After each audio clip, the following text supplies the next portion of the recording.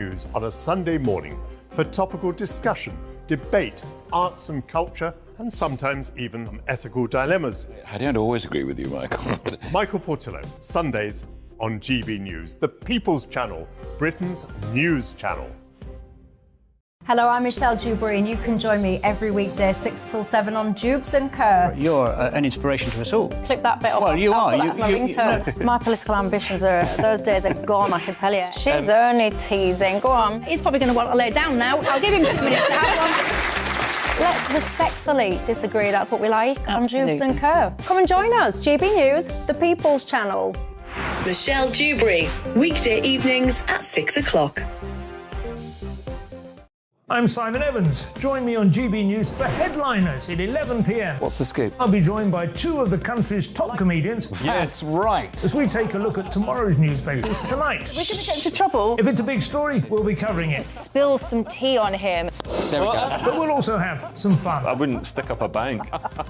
My father didn't love me. So anyway, Headliners every night from 11 on GB News, the People's Channel, Britain's news channel. Join me, Nana Akue, Saturday and Sunday afternoons on GB News. Expect fiery debate and passionate discussion as me and my panel tackle some of the biggest topics hitting the headlines. It's a place for everyone's opinion. No one gets cancelled, but no one gets an easy ride. Oh, she's on it today. Be ready for conversations that are fierce, frank, and of course, fun. Every Saturday and Sunday afternoon from 4 p.m. on GB News, the People's Channel.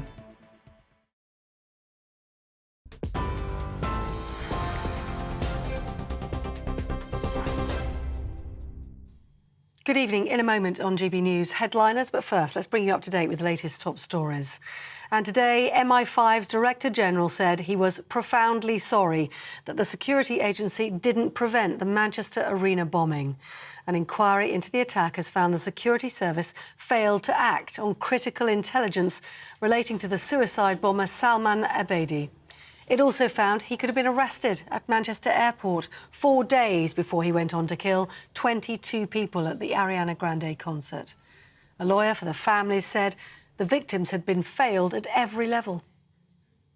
It is clear that Salman Abedi should have been referred to prevent. It is clear that the education system needs to be more vigilant in picking up signs of radicalisation. It is clear that Didsbury Mosque turned a blind eye to extremism in its midst. Sir John's report today contains many lessons. We must heed every one of them and make the necessary changes urgently. Well, in other news today, a couple has been charged with gross negligence manslaughter after a baby's remains were found in a woodland in Sussex yesterday. Constance Martin and Mark Gordon have also been charged with concealing the birth of a child and perverting the course of justice. The couple went missing in January and were arrested on Tuesday. They're now due to appear at Crawley Magistrates Court tomorrow. Now, further leaked WhatsApp messages by Matt Hancock suggest the former Health Secretary's team asked if they could lock up Nigel Farage. The messages revealed by The Telegraph were allegedly sent in 2020 after Mr Farage shared a video of himself drinking at a pub a fortnight after he'd been seen at a Trump rally in the States. Under COVID lockdown rules, anyone coming from abroad was required to quarantine for 14 days. It's reported Matt Hancock considered this to be a potential breach of the regulations. This evening, Nigel Farage responded. When I was photographed that day the pub's open, had I reached the full 14 days? Well, it was a bit nip and tuck. I think probably I hadn't quite reached the time. I always made sure I used hand sanitizer. I always kept my distance from people. And I have to say, you know, bad laws make people lawbreakers. The Conservative MP Jacob Rees-Mogg is calling for a proper inquiry into Sue Gray's appointment as Sir Keir Starmer's new Chief of Staff. The senior civil servant led an independent investigation into Partygate. Allies of Boris Johnson have condemned her new role within the Labour Party, with the Tory party chair calling it inappropriate. Mr Rees-Mogg says her report into lockdown breaches at number 10 has now been discredited.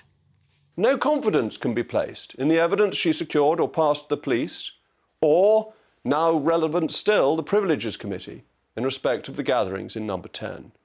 So instead, there should be an investigation into her and to her appointment.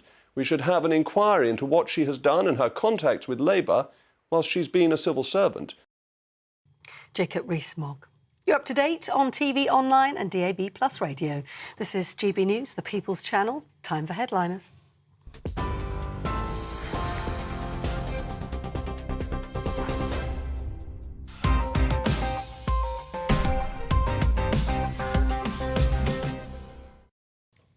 Hello and welcome to Headliners, the nation's favourite newspaper review show. I'm Nick Dixon. I'm hosting for the next 3 nights. Have GB News finally woken up and seen the magnitude of my talent, or is Andrew Doyle simply on holiday? You decide, but tonight is going to be a great show because I'm joined by 2 Headliners giants in so many senses. We have Sir Leo Kearse and, of course, Lewis Schaefer, OBE.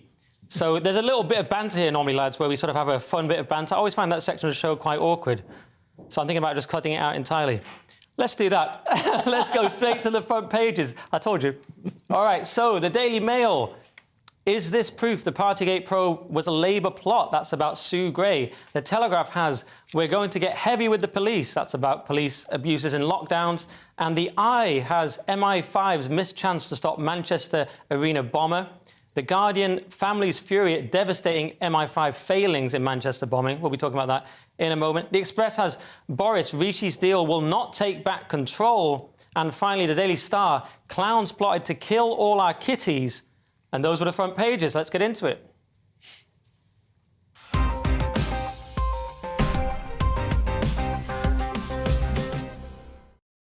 So let's do the Sun, Leo, and this very disturbing story about the Manchester bombing. So security services could have prevented the Manchester Arena terror attack that left 22 dead and hundreds injured if they'd acted on intelligence and put the bomber under surveillance, according to a damning public inquiry that concluded today. So this blunder was one of 6 failings by security services. But there's one overarching failure, which is allowing people that hate us and want to kill us into the country. So the guy who did it, Salman Abedi, his whole family were refugees or asylum seekers, or certainly gaming the asylum system to get into the UK from Libya. In fact, they were rescued by the Royal Navy, by the British Royal Navy in the Mediterranean when they were coming from Libya. And then they came to the UK and joined, at the moment we've got over 43,000 people on terrorist watch lists. And apparently he wasn't one of them, so he slipped through the fingers. But it makes you think. I mean, the security services are always going to make mistakes, as they did here. They're always going to make mistakes because it's the public sector. I'm amazed they don't make more mistakes. And this, tragically led to such a loss of life. We've seen other plots get to near fruition, like the Liverpool mosque, Liverpool maternity hospital bomber, who sadly made it all the way and nearly killed the taxi driver, but happily just blew himself up instead of actually detonating it in the maternity hospital. But yeah, and it's not just security services who failed. Didsbury Mosque, where the bomber attended, played a part in his radicalisation. Obviously, his family, his father Ramadan Abedi,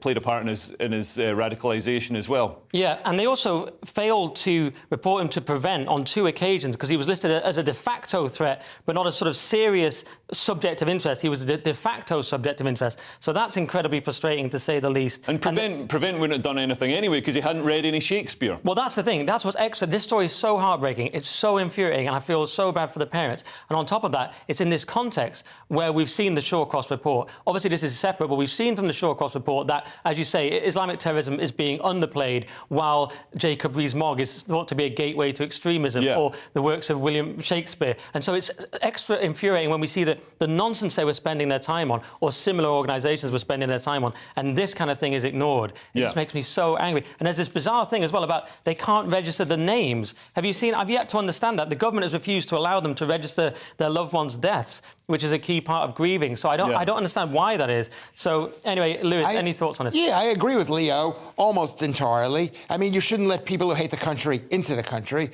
I don't think they should be too strict about it because they let me into the country.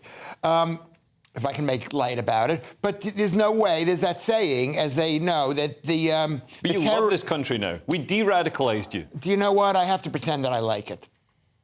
I have to pretend. But yeah, they should like it. And if they don't like it, they shouldn't be in the country.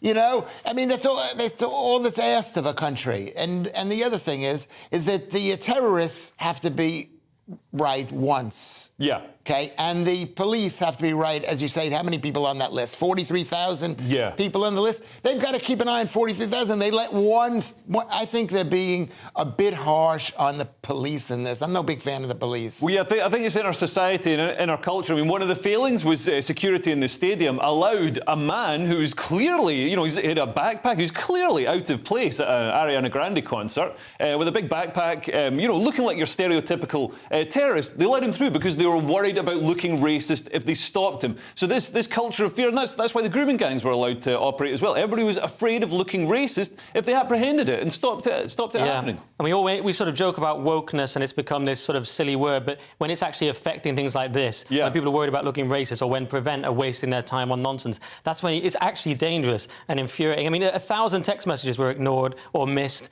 and there's those pictures of this kid with like a massive gun and stuff. He went over to Libya and just came back over, and you know that should have been caught.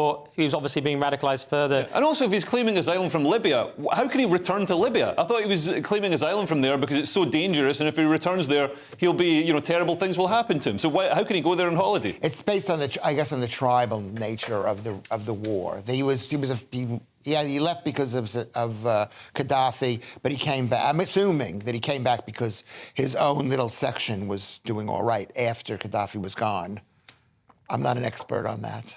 All right. Well, I think we've covered that story. It's a horrible story, but let's move on to this one in the Mail, Lewis. Well, this is one of those stories which we hear since I've been living here, which is 23 years. You hear this all the time. It's is the proof of the Partygate probe a Labour plot?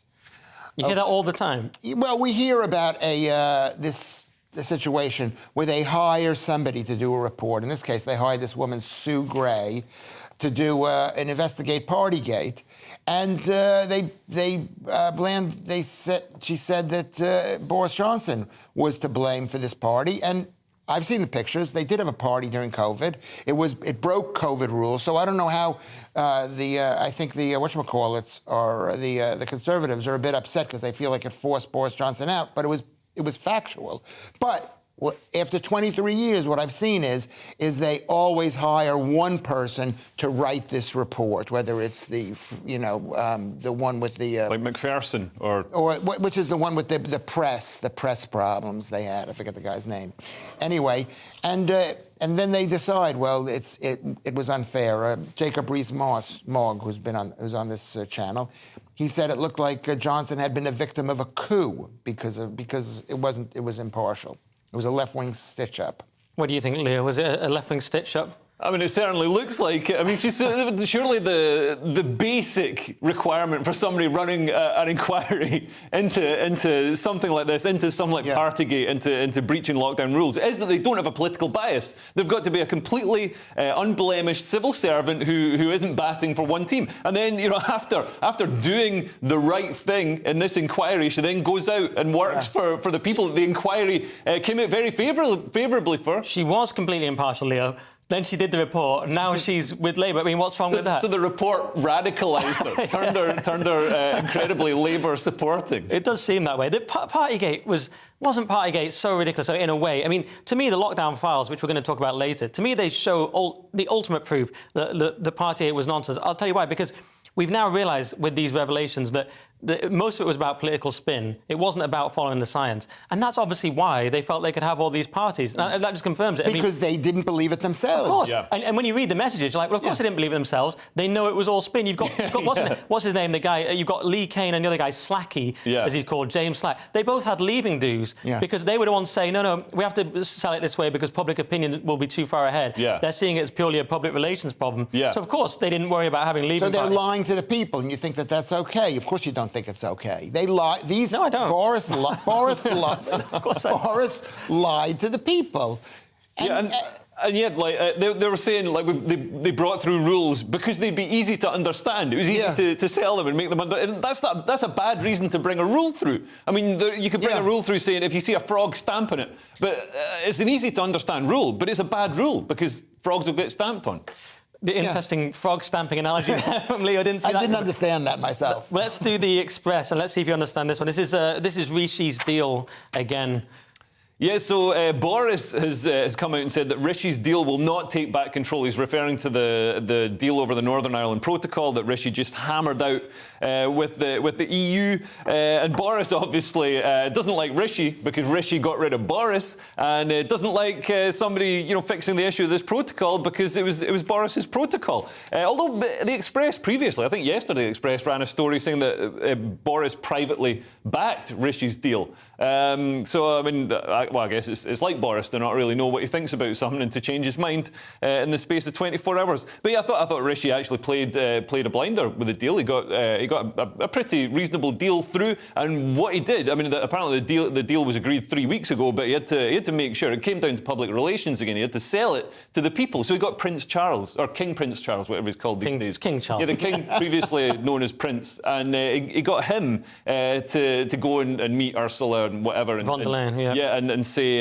this is a great deal. So then the unionists, it sort of it checkmates them because they can't be like, no, the king is. Oh wait, no, we're really into the king. Quite clever, but the downside is they didn't ask the DUP. But do you think it's a good deal because it's good on technical things? It sorts out this issue of the single market with the state aid and the VAT and the alcohol duty, and it sorts out the red zones and the green zones and all this trade stuff. But then the criticism is that it's bad on sovereignty, because I was listening to Lord Frost talk about it today with Brendan O'Neill on a podcast, and they were saying, well, they've sort of sidelined the issue of sovereignty, and they've promoted the idea, the technocratic achievement, and they've sort of sidelined the sovereignty element and sidelined the DUP. Man, we got no sovereignty anyway. Oh, yeah, everything. Man, well, I'm not going to go into conspiracy theories, but like... It sounds like you are. Yeah, I mean, it does. I mean, I would like to. But yeah, man, like, what's the difference going to be? Like, some rules get made in Europe. We're always going to have to comply with European legislation. We're always going to have things that allow free trade across the gaps. I think it works pretty well. I think there's too much subject to negotiation, and I think because I've read most of what they, not most of it, but a lot of it, and it's so mushy that they're basically saying we have a deal. If you don't, but we can go against the deal. But if you don't like it, you can drop out of it. But you have to do this and drop out of it. It's so soft. It reminds me of my divorce agreement. but to be fair, everything does, Lewis. It was just hilarious to see Rishi saying, "Oh, Northern Ireland is going to be unique because it's going to have access to Europe and it'll have access to the UK markets." It's like, what you mean? Like the UK used to? Yeah, all right. Let's quickly do a minute on cat genocide in the Star, Lewis. Well, this is an article. This is in the Star. It's a clowns plotted to kill our kitties, and the clowns are Boris Johnson and the Conservative Party during the heights of COVID. They were thinking we're going to need to kill the cats because they're spreading COVID, even though they knew nothing about COVID, and they still know. It's completely crazy. But basically, this story was planted by birds to try to get rid of the dangerous cats, which is destroying. That's a new conspiracy. This is mad, isn't it? I mean, so many strange things happened. There was so many ridiculous benches were being taped up. The little basketball nets in my local park had little hats on them that you couldn't play. They were covered over with cones. They tried to. They thought about killing every cat. And plus, cats have 9 lives. I'd have to have done it 9 times. Imagine the horror. Any thoughts on this briefly in about 8 seconds? I mean, this is one authoritarian government lockdown rule that I could have got on board with. I don't like cats. I think we missed an opportunity here. Cats are horrible. They go out, they kill gerbils and squirrels and all sorts of stuff. All right, there's very much a dog man there for Leo. All right, well, that's part one. I love cats. I want to go on record. I don't support GBNews on its policy about cats if he represents. You're just saying that because Ofcom says we need to provide balance. Yeah, we all hate cats. Very responsible of you, providing the balance there, pro and anti-cat arguments. That's it for part one. Coming up, lockdown files again, the obesity crisis, and Lewis reveals his body mass index. How can you miss that? See you in 2 minutes. Yeah.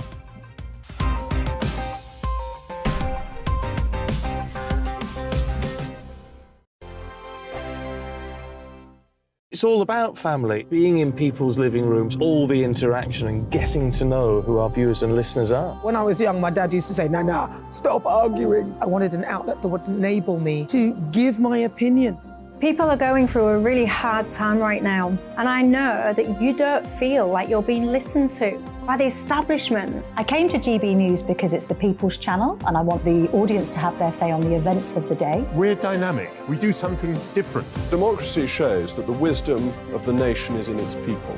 I get to travel to find out what the story is from a personal perspective. The British people aren't fools. We know when we're not being told the full story. We've got to work out how Britain moves forward from this. It's the best country in the world. The establishment had their chance. Now we're here to represent your views. Britain's watching. Britain's watching. Britain's watching. We're proud to be GB News. The People's Channel. Britain's news channel.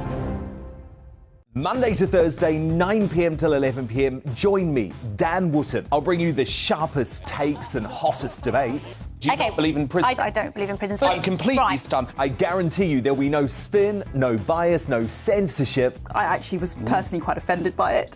And no reason to go to bed. So I guess they've always been quite woke. That's Dan Wootton tonight on TV, radio and online. Monday to Thursday from 9 p.m. till 11 p.m. on GB News. The People's Channel, Britain's news channel.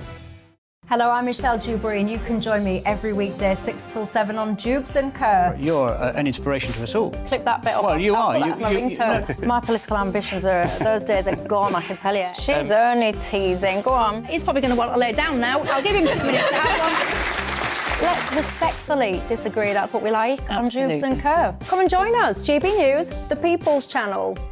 Michelle Dewberry, weekday evenings at 6 o'clock.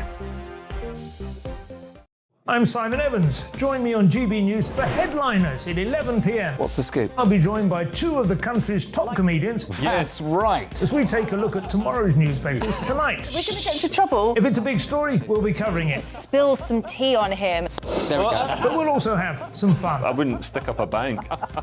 My father didn't love me. So anyway, Headliners every night from 11 on GB News, the People's Channel, Britain's news channel. We are GB News, the People's Channel. And right across the United Kingdom. You can find us on Sky Channel 512, Virgin Media Channel 604, Freesat Channel 216. Freeview Channel 236, and YouView Channel 236. You can also take us with you on DAB Plus Radio, with the GB News app and at the website gbnews.uk. We're absolutely everywhere. Come join us on GB News, the People's Channel, Britain's news channel.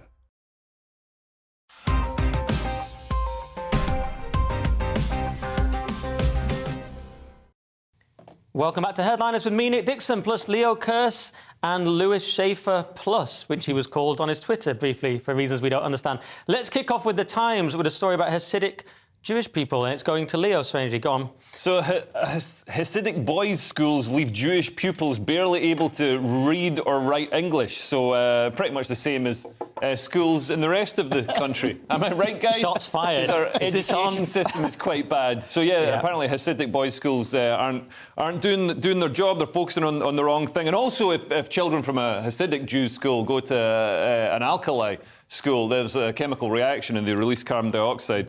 But yeah, in Stamford Hill, North London, which is home to That's a joke. That's a joke. I got it later in my own head. Carry on. He's unable to laugh. He's dead inside. But so Stamford Hill, where I used to live in Stamford Hill, and I've got to say, the Hasidic Jews that I met weren't the friendliest of people, by which I mean they refused to speak to me because it was Did they know about your opinions? They've seen your Twitter account. Yeah, maybe I shouldn't have shaved my head, but yeah. So at these schools they found evidence of unregistered primary schools, dangerous conditions, and in some institutions the regular use of sticks to hit children. I mean, that's a good idea. Well, yeah, and wait until they find out about the Islamic madrasas. I mean, some would say multiculturalism might have some flaws. The fact that we have these sort of ghettoized schools where people of whatever faith can send their children to be drilled and indoctrinated that they're the chosen people and other people are not as good as that. I think it'd be better if everybody mixed together a bit. What do you think, Lewis? I think that's anti-Semitic. Yeah, basically. I mean, it's interesting. My mother actually taught English at the North Shore Hebrew Academy in Great Neck. For anybody out in Great Neck, for the English section, and these kids, I would send my kids to a Hasidic school. They will learn something, and they learn something. They're not learning jihad like maybe they learn at a madras or something. They're learning numbers and books and lawyering. And how to take a beating with a stick. Because you want to know something? But they complained that these schools were not good because they were fire hazards, broken glass, broken furniture, rat poison out on the floors. Who cares about that? You want your kids to read and write, whether they read a Hebrew letter. They can't. I mean, they can read Yiddish, but there's not that much. They don't. There's not much Yiddish used in the UK. But you've got kids. Did you send your kids to Hasidic school? I barely had the ability to decide whether they had, broccoli or spinach. I had no control. Any man knows he's no. And you will find out soon. You will have no control over your child. No, we don't have control. I've met your son. Is that why you turned out so well? Because his mother. I'm sorry, Lewis. That was harsh. Do you want to know something? I'm going to cry now. I think this is a non-story.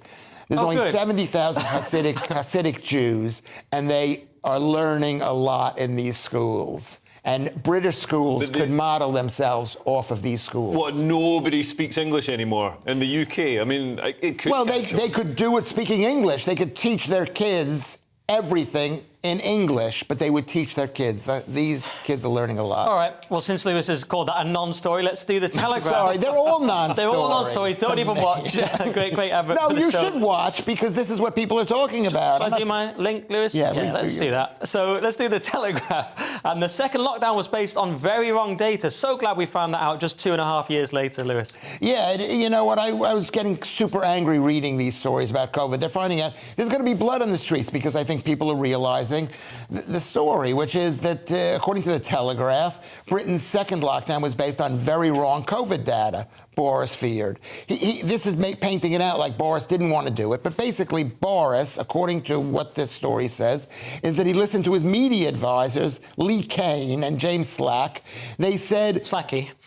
Is it Slacky? Sorry, it says Slacky. No, he calls him Slacky as his nickname. Slacky, Kane and Slacky, very biblical kind of names. He says that... It says that people don't want the lockdown to end. They've expected it to go on, and so you can't end the lockdown. And it warned Boris Johnson that he should act not as a leader, but act only what the people wanted. And the people wanted lockdown. They were put into a panic. So you shouldn't get mad at Boris Johnson. He was just being a weasel. But sorry, the people wanted lockdown, but only because they'd been primed to want lockdown, I would argue, by the politicians and the media. Yeah. So when Lee Kane and James Slack, I think it was Slack on this occasion, it was one of them, said, well, you're going to get too far ahead of public opinion. It annoys me because they're like, well, public opinion was shaped by media and politicians' propaganda anyway. I disagree with you. But I think, well, go on, let him disagree. No, we got a nation of crybabies. That's what it is. Yeah. I think people were scared, but they need to toughen up. They were scared, and when Boris Johnson, he said, we're going to let immunity, whatever natural immunity, take its course, the people turned on him. So you can't say that... The media turned on him, when he said take it on the chin. So you can't say it was the government that directed the policy. The government was... The public have some blame, perhaps, but there were professional fear units making them afraid. Sage said they're not sufficiently afraid. We need to up the fear level. Yeah. So they do. But it wasn't even just Sage. It wasn't even Boris Johnson. It was this whole. It was a torrent. Yeah. What you get from the lockdown files to me is exactly what you expected. But Johnson, instinctively against lockdowns, but lacking the courage to actually do anything about it. Dominic Cummings, sort of his lockdown zealot, who's very into stats. Yeah. Matt Hancock, essentially a delusional opportunist, worried about his 100k testing target rather than the actual science or the actual reality. Yeah, we're testing the right people. He wasn't testing people going into care homes. So instead, sending only from hospitals, not from residences. Yeah. That was very frustrating. The whole thing's so annoying. And they only did masks in schools because Sturgeon was doing it. And it's And Boris, at least to his credit, suggested a red team who would give a different opinion, but that didn't seem to really go anywhere. I knew at the time it was all nonsense, and I was called this conspiracy theorist and spreading, harmful rumours that were literally killing Granny, and it turns out I was right. Yeah. Yeah, and the only thing they were right about is the teachers' unions were awful. You know, the leaked messages... didn't want to do any work. Right. Yeah, but I mean, anybody could tell you that. Right, that's the only sympathetic moment when Gavin Williamson and Matt Hancock are saying these teaching unions are awful and don't want to work. But the other thing that annoyed me today, we saw Kay Burley on Twitter posted this thing saying, why did Matt Hancock give these messages to a known lockdown denier, which is what she's calling Isabel Oakeshott? Right. What an absurd thing to say as a journalist. What is a lockdown denier? You know, like a Holocaust denier or climate change denier. It's a disgusting thing to say. It's like, you know, lockdown happened, exactly. And the main story is not that Hancock gave them to Isabel Oakeshott, although that is questionable. You know, if that was a great idea for him to do. The main story is the files themselves and what they show, and they show that it was all a farce. It wasn't science. It was just political expediency and cowardice. So how do we move forward? I think what we need to do is we need to, each one of us, admit we fell for it a little bit or we fell for it a lot, and we need to forgive ourselves for being whipped up into a frenzy of falseness. And don't be a massive crybaby next time. And just get COVID and shut up about it. Well, not listen to anything that these experts have to say. Yeah, all right. Well, let's do the Times and this very unfortunate story about a cyclist, Leo. Yeah, so a partially sighted pedestrian has been jailed for 3 years for killing a cyclist she'd told to get off the pavement. So this pedestrian, she's 49, Oriel Gray, she's got cerebral palsy and she's partially sighted. And a cyclist, Celia Ward, who's 77, quite old for a cyclist, was cycling along the pavement. And obviously, you know, under the Highways Act of 1835, it's actually illegal to cycle in the pavement. So I'm sort of confused as to how this person was in the wrong for saying, get off the pavement, cycle in the road. But they did. They shouted, get off the effing pavement. And seconds later, this unfortunate cyclist did go off the pavement onto the road and unfortunately hit a car and died. And then the woman who ordered her off the road left the scene before emergency services arrived and went to Sainsbury's to buy groceries. So, you know, not displaying the greatest of empathy there. Right, and the reason she went to jail was because they said her actions were not explained by a disability. Yeah, even though it might be illegal to cycle on the pavement, it doesn't justify, you know, doing something that horrible. Any take on this, Lewis, just before the break? My take on it, I know myself, I am a hothead pedestrian, and I believe that. I acted in a bad way, and I want to apologize. I haven't killed anybody, but at the same time, I can see how you could get very upset and you think it's not going to cause as much damage as it did. She killed a woman. I don't think she intended to kill a woman. She seems like she needed help herself. She had cerebral palsy. I mean, yeah, from the sounds of it, I think she's got grounds to appeal. I'm not a legal expert though, but I mean, it does sound like, you know, she wasn't really. It sounds like she's got grounds to appeal. All right, well, that's part 2 done. Join us after the break for drugs, drag shows and robot tentacles, which is also the name of Lewis Schaefer's autobiography. See you in 2 minutes.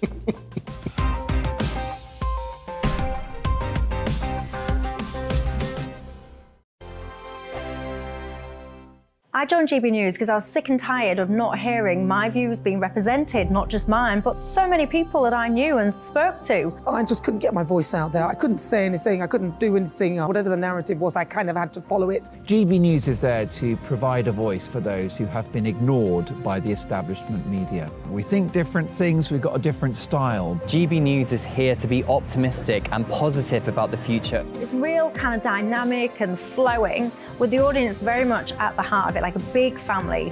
Here at GB News, we talk about the things that matter to you. Hearing the voices from right across our towns and cities, especially our towns. All sides of the argument represented with a heavy dose of opinion. We're on a mission here to make a difference. And the GB News family really is here for you, and whatever time of day you can watch or listen. Britain's watching. Britain's watching. We're proud to be GB News. The People's Channel. Britain's news channel. Westminster is going around in ever-decreasing circles, followed by the media. Britain is broken. How on earth did we get into this mess? But more importantly, how do we get out of it? Join me at 7 p.m, Mondays to Thursdays on Farage, here on GB News. We will have open, rational debate. We've got to work out how Britain moves forward from this. Join us here on GB News, the People's Channel. Britain is watching. You've probably seen politicians interviewed 1,000 times, but we do it differently. We find out who they really are, we don't shout, we chat, and hopefully we bring a bit of light, not just heat. Did you know Kate Moss? Apparently. Do you have a pair of jeans or a pair of jeans? No, of course I don't. What would I do with them? My friends were like, oh my God, what's she doing now? Join me every Sunday at 6 for Gloria Meets, only on GB News, the People's Channel, Britain's news channel. I'm Jacob Rees-Mogg, the Member of Parliament for North East Somerset and a former government minister. For years, I've walked the corridors of power in both Westminster and the City of London. I campaigned in the largest democratic vote in our island story. I know this country has so much to be proud of. We need to have the arguments, the discussions on how we make it better. The wisdom of the nation is in its people. Vox Populi, Vox Dei. That's why I'm joining the People's Channel. Join me Monday to Thursday at 8 p.m. on GB News, Britain's news channel. I'm Mark White. As GB News Home and Security Editor, I cover those key issues that are so important to you. Our authorities, our communities doing all they can to combat violent crime. With the public services under unbearable strain, why are we still failing to control our borders? Defence, the first priority of any government, has been continually hollowed out. Can we trust our politicians to protect the armed forces? Join me, Mark White, on GB News.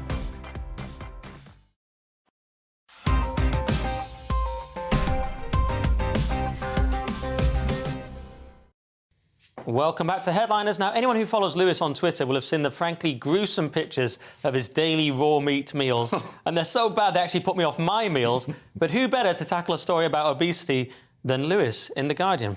Yeah, well, this is The Guardian, and it says that more than half of humans, all humans on the entire planet, are on track to be overweight or obese by 2035, which is only like 12 years from now, according to a report.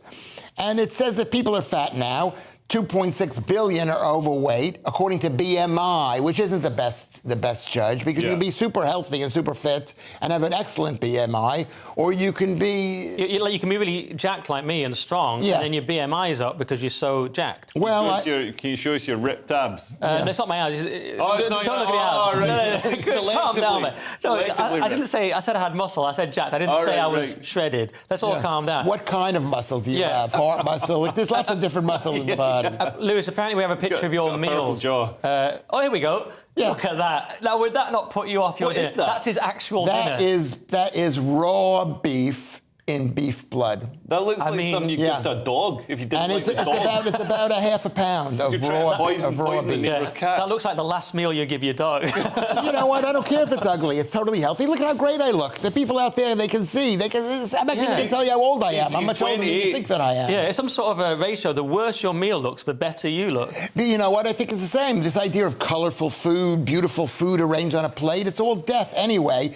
So this report done by a group of people called the World Obesity Federation are saying that we need to do something about it, and they say they want the government to tax marketing of food that are high in fat, salt, and sugar, more provision of food to schools, to combat rising obesity. And then you find out who this World Obesity Federation is. And it's a federation of drug companies, including Pfizer, Johnson & Johnson, Lilly, sponsored by the World Health Organization, which are, I believe, are probably very... So why do these pharmaceutical companies, why are they so concerned about people not being obese? Do obese people buy less aspirin, or if they treat their obesity, there's Ozempic, which is an injection that they give people, which is a drug, and more people are getting sick by cutting back on beef and focusing on animal fats in the diet, by making people obsessed with this. There's more and more diabetes, there's more and more Alzheimer's, there's more and more cancer, there's more need for drugs. So you're basically saying what Jordan Peterson says, people need to eat beef and salt, that's all he eats. I mean, what is the cause, just briefly, Leo? I mean, is it that thing Simon Evans once said about water levels that I didn't understand? Is it corn fructose syrup? Is it seed oils? Or is it just that ice cream is really nice? It's too much carbohydrates and it's sitting about too much when you should be out running around lifting heavy stuff. And also people make excuses and where they're sold a lie. They're sold, you can be healthy at any size, you're beautiful. It's like if The Guardian can say that you're beautiful, you're definitely too fat. You know what I mean? Also, people say, I've got an overactive whatever. No, you've got an overactive fridge door. I'm glad you brought it back to all your usual enemies, The Guardian. But you know what? He's totally wrong. People. You're you're evil. Right. No, you're He's evil. Right. Because the truth is, and I hated fat people. I grew up in a fat family. I myself was fat. Yeah. That's when I started hating them. Yeah. and the truth is almost impossible to be thin nowadays with the current diet. Look at me. You are fat. Look at your stomach. Fat. This is you don't know what this is. It's ribs. It isn't ribs. It's ribs. It isn't ribs. That's literally this bone. Your BMI is almost close to being overweight. Yeah, because I work out. Yeah, no, it's not that at all. Dr. Schaefer. It's not that at all. All right. Well, before it gets to fisticuffs, let's move on. And I'd like to see your blood test, your lipid panel. I'd like to see your triglyceride levels. Listen to Doc. Yeah. like what was it? PhD Lewis. Old-fashioned street insult. I'd like to see your lipid panel. All right, all right. I'm afraid we have to move on. Wizard. And I should quickly mention that we're all on drugs tonight because, according to this story in the Metro, makeup is now a drug, Lewis. Well, this is another interesting story. These are real stories. These are great stories. They're great stories. I'm not saying when I say a story is a non-story, that doesn't mean that it's not amazing. But what I'm saying, this is what's happened is where did my thing go? Is that the school is a school in Worcester. Worcester. You've been in the country for 30 years. I know, yeah, it's Worcester. I may it's need to see your lipid This panel Whitehead after that. Langley College, they did the weirdest thing because I don't understand it. I'm not sure women understand it either. They took down the mirrors in the bathroom, the girls' bathrooms, and they put up posters that said, "Dear girls," these 12, 13, 11-year-old girls, "Dear girls, makeup is a harmful drug. Once you start using it, you'll feel ugly without it." And I thought that sounded inspirational. It said, respect yourself as a person, not just as a beauty item. And the women went batshit. Sorry. Yeah, we have to briefly apologise for Lewis's language. I apologise. And most things he said tonight, but he's very hard to control. But when I heard this story, Leo, I wasn't sure. Is this coming from the Muslim community? Is it coming from feminists? I wasn't sure. It's like women shouldn't wear makeup. The main thing we need to do is keep male beauty standards low, because we don't want to start having to wear makeup. Is that why you look like that, Nick? Yeah, exactly. Part of but it's fine because I'm a man, Leo. So men should keep beauty standards low. Women should just keep wearing makeup. We need to keep that going. But this is the thing. I mean, like, you know, women. For a man to appear as attractive as a woman who wears makeup, we've got to spend 10 years getting a law degree. You know what I mean? It's crazy. Yeah. But yeah, I think most women look better without makeup. Genuinely. Oh, that's quite a nice. I don't think so. I don't think so either. Not the ugly ones. Why are you so wrong about this stuff? Good-looking ones look better without Do you makeup. want to know something? Some women look a lot better with makeup, and they have to. And I'm not saying you shouldn't put lippy on. But we're in enough troubles. Let's move on and do the male. And just when I thought our culture had reached rock bottom, it finds an impressive new low, and it's drag shows for babies, Leo. Yes, there's a campaign growing to get the next drag show for babies event cancelled after outrage over a semi-naked man in thigh-high boots and another in a thong who performed a bondage routine in front of toddlers and babies. It's absolutely insane. Basically, you know, sexualised performances by near naked men marketed as, you know, some for children. It's the Kababa rave. I can't even pronounce Kababa, it. But they say it contains captivating sensory moments, and the organisers defended it. I watched a video of it. Absolutely insane. Well, apparently we've got the clip, so you know, cover your eyes maybe. But let's have a look. Let's have a look at this. Here we go. Oh. So I mean, this is not for kids. We shouldn't show this on a 5 a.m. repeat. This is yeah. awful. I know, and people have argued, like, oh, what's the difference between this and pantomime? Well, I think we can see the difference. Yeah, and also in pantomime, they're on a stage. They're a long way from the kids. They're not getting close to and touching the kids, as we see, you know, with Drag Queen Story Hour and all these other kind of grooming style events. And if you have some reservations about this, you're now far right, I've heard. Well, yeah, apparently you're far right if you oppose these sexualised performances in front of children. And also organisers defended it, insisting it was carefully curated and suggesting that the babies would not understand what was being performed. It's like, yeah, that's how indoctrination works. Right. The children aren't fully aware of what's going on, but they are getting these ideas, you know, pumped into their young minds. What do you think, Lewis? I think Leo has no clue what is happening. They're babies. The problem isn't with the babies. The problem is with the parents. Is the women. First of all, you haven't had kids long enough to know how unbelievably boring taking care of children is. So and these women, it's a joy because you're crazy. It's completely soul-destroying, mind-numbing. And here are these women. They've been told that it's not good to have babies, and they want a little fun. And you're denying them. I think they should do it. I am absolutely in support of this and all gender ideology stuff, because the more liberals that sterilise their children, the more liberals are going to die out. I think the right one should be funding. I thought you were going to say the more we'll win the culture war, the more people realise That's how bad this stuff is, but you went far more dark. We've got to move on, Lewis. Let's do the Telegraph, and humans will soon be equipped with robot wings, presumably to fly away from drag shows for babies, Lewis. Well, it's an eventuality. What this says is that the Telegraph that humans could soon be wearing robot tentacles, thumbs, and wings. And as they invented a third thumb, like you need a third thumb system in 2021, like a thumb coming out of the thing it is connected to a wire, or You're maybe. Okay, Lewis? Are your lipids all right? This thing this is a non-story. Another non-story. This is a non-story. The story is they're always working on things to help people who are losing a limb to be better. Yeah. And this is one of those things, and they're going to come up with it. All you got to need is jiggle your toe, and it's connected to the. This is basically Dr. Octopus is going to be real. This is a huge story. You're going to have tentacles. Yeah. It says in the story, if you want to reach your cup of coffee because it's far away, you want to use your tentacle. That's a weird sentence, isn't it? It's not good. No one's going to put a finger on it. If they lose their hand, they'll be able to put it in there, and it'll be attached. Any quick thoughts on this, Leo? Quicker than Lewis would. Oh, yeah, the headline makes it sound like, we're going to have these robotic tentacles coming out of our bodies and all the rest of it, and wings as well. And then you read a bit further down, and no, it's a foot-operated weird thumb that looks like you could make it at primary school. OK, well, let's do the Metro then. And apparently, ethnic minorities are overrepresented on TV, which is why the three of us tonight are doing important work for equality, Leo. I'm Scottish. That's almost an ethnic minority. But yeah, nearly half of Brits believe LGBTQ+ and ethnic minority communities are overrepresented on TV, according to this survey. I've got to ask, what were the rest of the Brits watching? I mean, when it gets to an ad break, are they like, oh, yeah, no, Britain is mainly gay families and mixed-race couples? I mean, it's pretty obvious that there's a huge. I know. I was very surprised that anyone thought this wasn't the case. But yeah, you sort of wonder why they're doing it. One thing is to represent the population as they are, but to massively overrepresent a demographic, you sort of have to ask why. What's the overall goal? What do you think, Lewis? I think whenever they show someone who is one of let's say a T person, right? They're over the top, and people are going to remember them. They're not going to remember some guy from Scotland or something because they're not that interesting.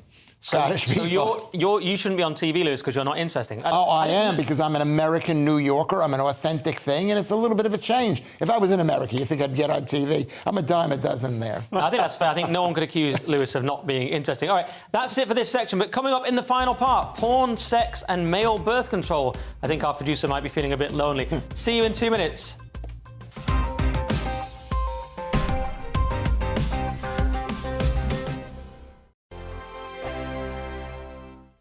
First and foremost, I am a GB News fan, and I was before I was working here. Just love the fact that we're asking the questions that a lot of establishment media won't ask. With a bit of a twist, we not only want to inform you, but we want to keep you entertained. It's worth the drive because you get in and the team's all ready and waiting, they're itching to go, and it's a proper little family. GB News is the People's Channel. It's the audience that makes the programme sing. We're giving our viewers and our listeners a voice. I see the thousands of your letters, tweets, emails, you name it, coming in. Britain is broken.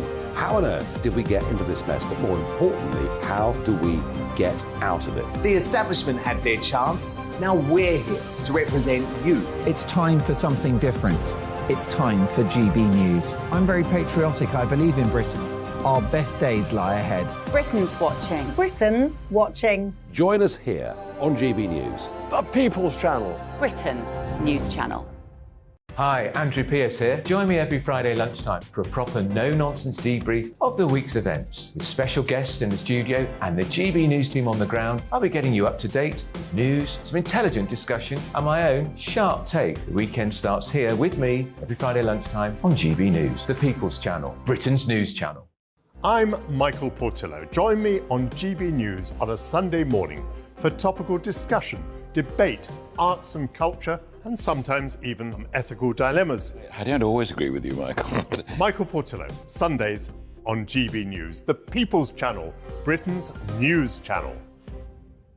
I'm Andrew Doyle. Join me at 7 o'clock every Sunday night for Free Speech Nation, the show where I tackle the week's biggest stories in politics and current affairs with the help of my two comedian panellists and a variety of special guests. Free Speech Nation, Sunday nights from 7 on GB News, the People's Channel, Britain's news channel. Here on GB News Live, we'll be keeping you in the picture, finding out what's happening across the country and finding out why it matters to you. We'll have the facts fast with our team of reporters and specialist correspondents. Wherever it's happening, we'll be there from 12 noon on TV, radio and online. GB News, the People's Channel, Britain's news channel.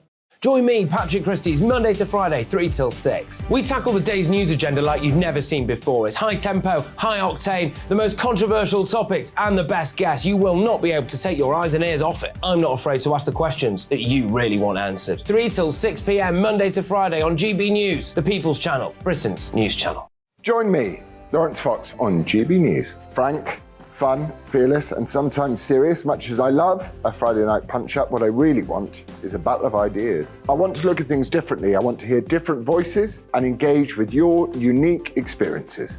Every Friday at 7 p.m. on GB News.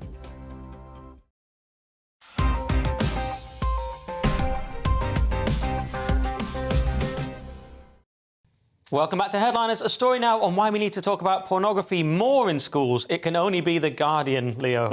Yeah, so the impact of pornography is not taught enough in schools in England, according to this survey. So young people are learning about sex from pornography, sometimes before drag queens have had a chance to groom them and teach them about sex. And porn isn't always realistic. So, it teaches people that people turn up to fix the dishwasher or the washing machine. When in reality, this is Britain, so nobody's going to turn up. You'll get a card through the door saying we called, but nobody was in. It makes for a very boring... It's more of an art movie.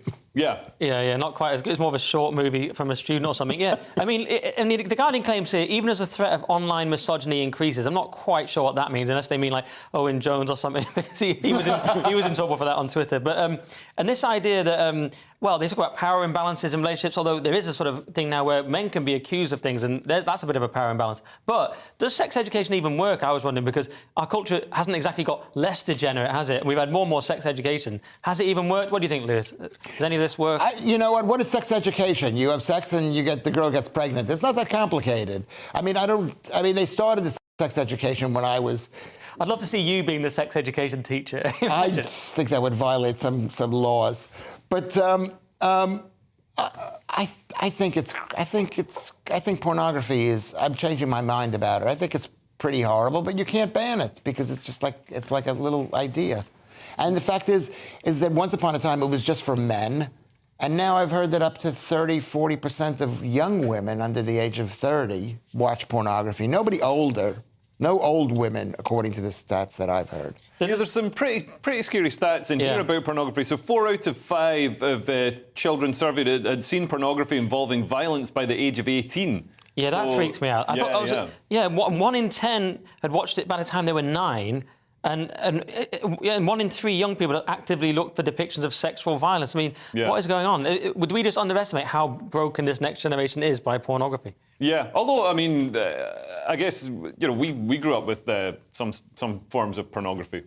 And in the woods. Out okay. It was hidden in the woods in old magazines. But anyway. Or you used to have to buy nuts off a card that had a semi-naked woman printed on it. So you'd be revealed slowly over time, like a rudimentary form of internet download. Simpler times. Let's do the Mail with a story about male birth control gel that you rub on your shoulders, Lewis. Shoulders. Well, this is also interesting. They've always been working on this. There's been even the article said what are the other male contraceptives in development.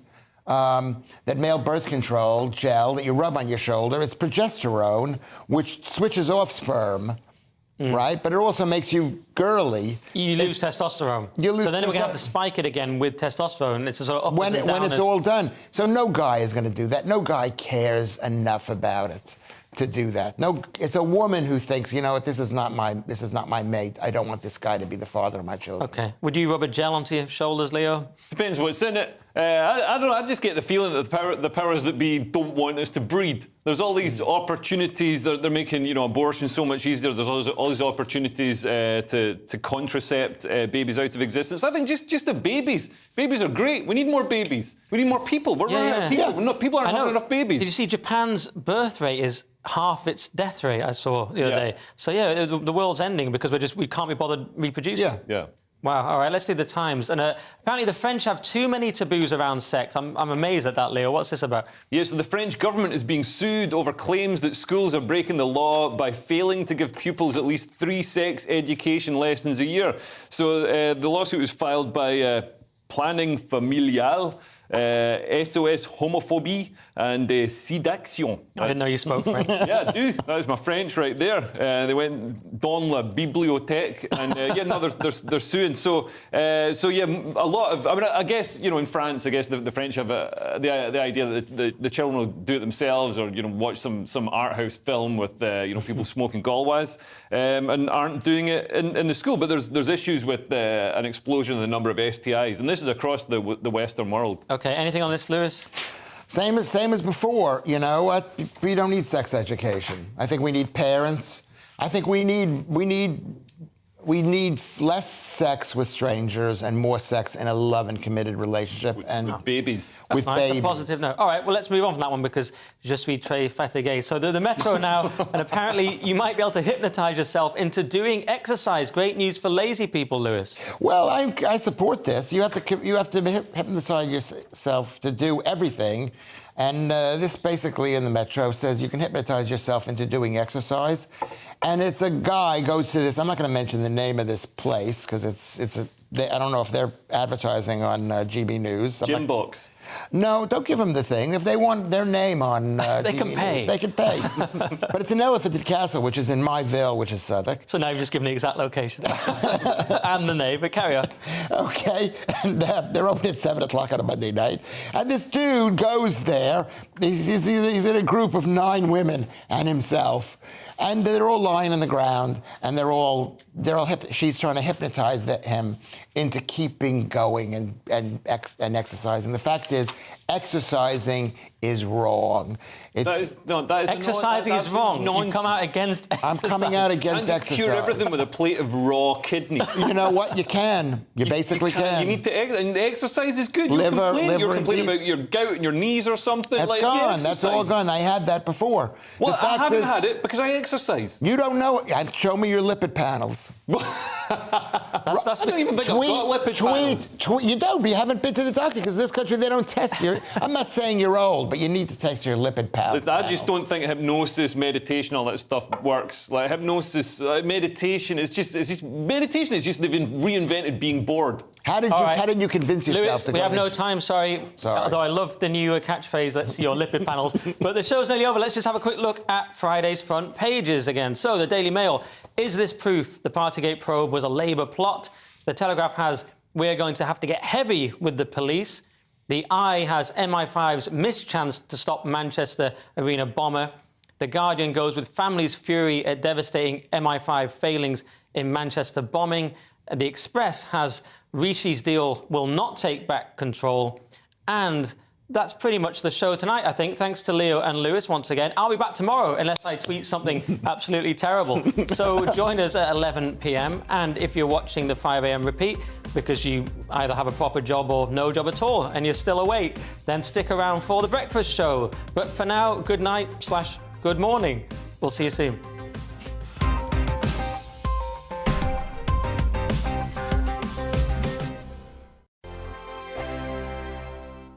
It's all about family, being in people's living rooms, all the interaction and getting to know who our viewers and listeners are. When I was young, my dad used to say, no, stop arguing. I wanted an outlet that would enable me to give my opinion. People are going through a really hard time right now, and I know that you don't feel like you're being listened to by the establishment. I came to GB News because it's the people's channel, and I want the audience to have their say on the events of the day. We're dynamic. We do something different. Democracy shows that the wisdom of the nation is in its people. I get to travel to find out what the story is from a personal perspective. The British people aren't fools. We know when we're not being told the full story. We've got to work out how Britain moves forward from this. It's the best country in the world. The establishment had their chance. Now we're here to represent your views. Britain's watching. Britain's watching. Britain's watching. We're proud to be GB News. The People's Channel. Britain's news channel. Hello, I'm Esther McVeigh. And I'm Philip Davis. Whether you're watching or listening on TV, online or on radio, we handpick the latest stories, debates and expert opinions for your weekend. So whether that's politics, news or showbiz, we've got it covered. Join us every Saturday morning at 10 o'clock on GB News. Join me, Camilla Tominey, on Sunday mornings from 9:30, taking the politicians to task and breaking out of SW1 to see how their decisions are affecting you across the UK. Bursting the Westminster bubble every Sunday morning, only on GB News, the People's Channel. Britain's watching. GB News has its own late-night paper preview show, Headliners, where comedians take you through the next day's top news stories. You don't have to bother reading the newspaper, we've got it covered for you. Headliners, every night at 11 p.m. and repeated every morning at 5 a.m. We won't send you to sleep like some of the other paper review shows out there. GB News, the People's Channel, Britain's news channel. Join me, Nana Akue, Saturday and Sunday afternoons on GB News. Expect fiery debate and passionate discussion as me and my panel tackle some of the biggest topics hitting the headlines. It's a place for everyone's opinion. No one gets cancelled, but no one gets an easy ride. Oh, she's on it today! Be ready for conversations that are fierce, frank, and of course, fun. Every Saturday and Sunday afternoon from 4 p.m. on GB News, the People's Channel. We are GB News, the People's Channel. And right across the United Kingdom. You can find us on Sky Channel 512. Virgin Media Channel 604. Freesat Channel 216. Freeview Channel 236. And YouView Channel 236. You can also take us with you on DAB Plus Radio. With the GB News app and at the website gbnews.uk. We're absolutely everywhere. Come join us on GB News, the People's Channel, Britain's news channel.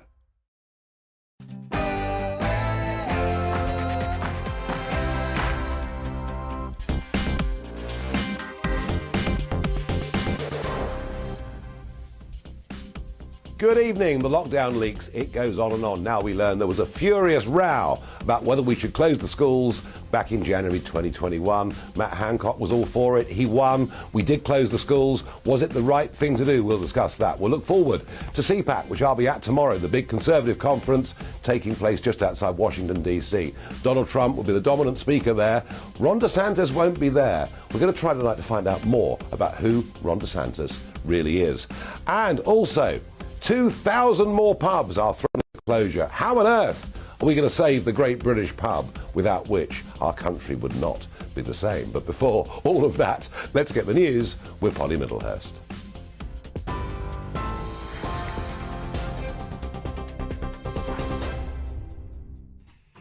Nigel, thank you, and good evening to you. Our top story at 7 o'clock. MI5's Director General says he's profoundly sorry that the security agency didn't prevent the Manchester Arena bombing following the inquiry into the attack.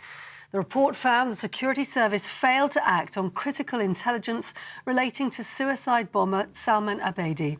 It also found it could have been arrested at Manchester Airport 4 days before he went on to kill 22 people at the Ariana Grande concert.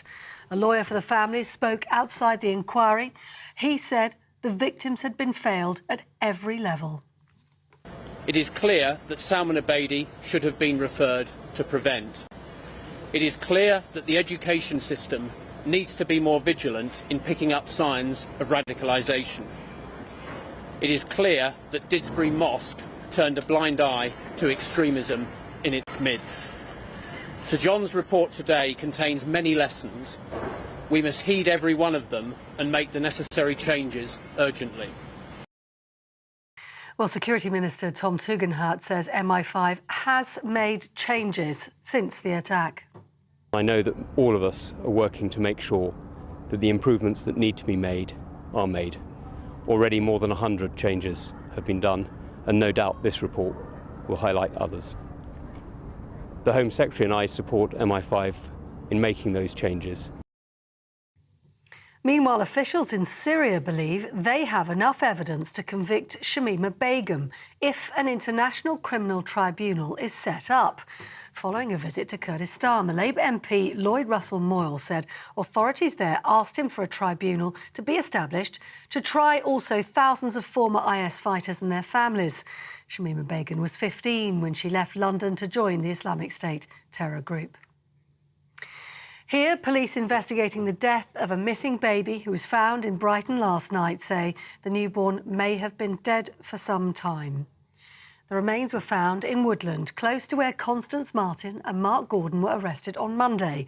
The couple evaded authorities for more than 7 weeks and refused to give any information on the location or the welfare of their baby. They're being held on suspicion of gross negligence manslaughter. And NHS leaders have welcomed a government decision to invite all health unions involved in strike action to further talks. The Health Department says it'll discuss what is fair and reasonable, but that planned industrial action must be called off first. The Royal College of Nursing began intensive discussions with the government last week over pay, but unions representing junior doctors described talks with the Health Secretary today as a facade and said action would go ahead later this month. That's all from me for now. I'm back in an hour. More now from Farage.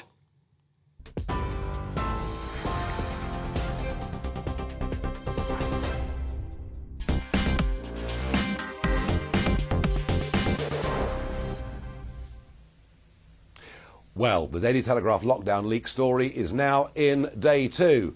And the big stories today, well, the first was that we decided we'd make kids wear face masks in school because Nicola Sturgeon had gone ahead and done it first. And Boris Johnson said, we don't need the fight, we don't need the row. So our poor kids were made to go to school for some period of time wearing face masks. But the really big story that's come out overnight is that Matt Hancock was absolutely desperate to close the schools if we go back to January 2021. Despite the fact that very, very few people who were young were getting ill with coronavirus, Hancock feared kids going back to school would mean there'd be an intergenerational spread. Sir Gavin Williamson, who was the Education Secretary, was absolutely opposed to the schools being closed. In the end, Hancock won and the schools were closed. And actually, for a lot of our youngsters, 2 years of normal education, 2 years of normal social interaction were lost. So I'm asking you tonight, were we right to close the schools? Give me your thoughts, farage@gbnews.uk. I think it was an absolute disaster.